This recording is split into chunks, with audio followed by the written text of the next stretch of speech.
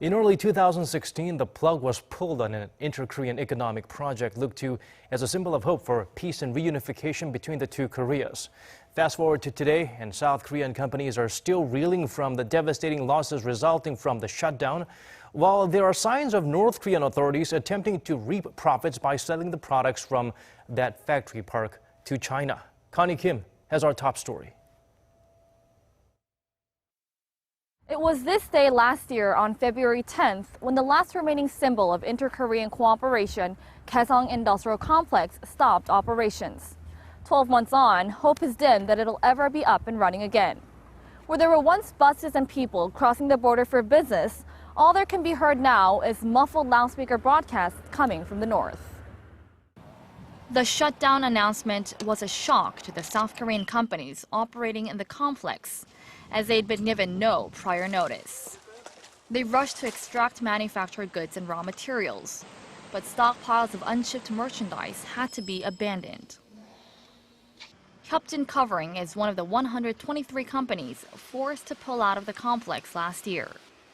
Since then, owner Lee Sang-hyuk has managed to set up a new factory in the south that makes rubber thread for socks.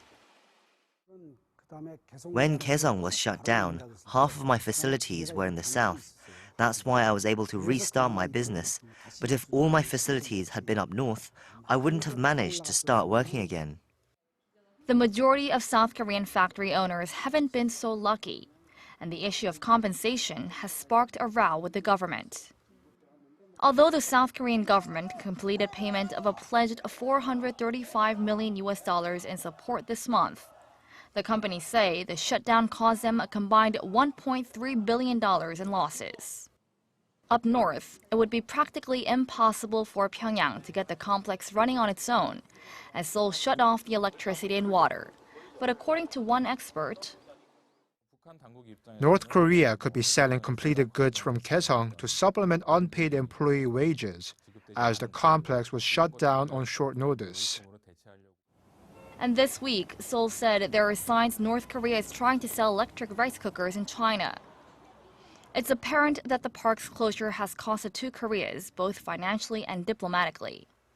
But South Korea has said it has no plans to reopen the complex unless the North moves to dismantle its nuclear weapons program. And North Korea has vowed to continue its nuclear development.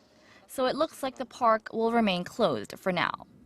Connie Kim, Arirang News.